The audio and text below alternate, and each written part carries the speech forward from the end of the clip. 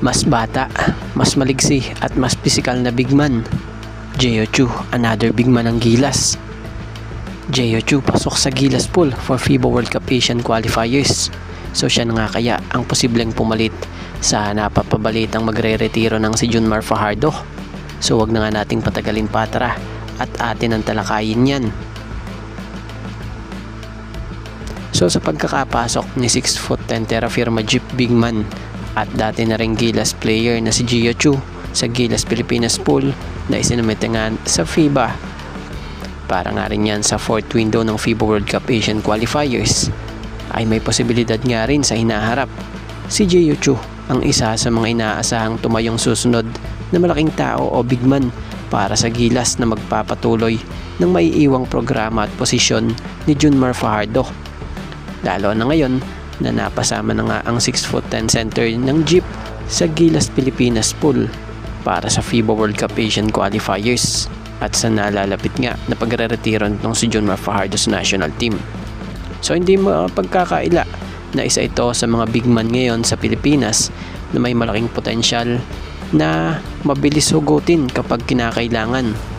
Maaaring may Kai Sotto, QMB o Mike Phillips man, pero paano kung magaya sa ganitong sitwasyon? Halimbawa na yung nangyari ngayon na no QMB, no Phillips dahil may injury at may mahalagang okasyon sa pamilya.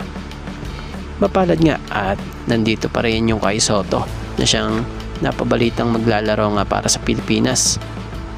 So malaking din talaga ang tulong na magkakaroon ka ng isang Jeyo Chu sa Gilas Pilipinas dahil sa inaharap may aalis ngang 6'10" big man dahil na rin sa nagkakaedad na at sa haba na rin ang naging serbisyo sa bayan. So may papalit naman na 6'10" din na big man na mas bata at fresh legs kapag kinakailangan. So kung susuriin, malaki ang may aambag ng gaya ni Jeyo Chu sa Gilas Pilipinas bilang pandagdag taas at lakas sa ilalim ng basket. Sa taas niyang 6'10", makapagbibigay siya ng malalim na suporta sa frontline kasama ang gaya ni Kai Sotto at iba pang big man. Lalo na sa depensa, rebound, pagpuno sa siksikan sa paint para sa mga paparating na laban sa FIBA World Cup Asian Qualifiers.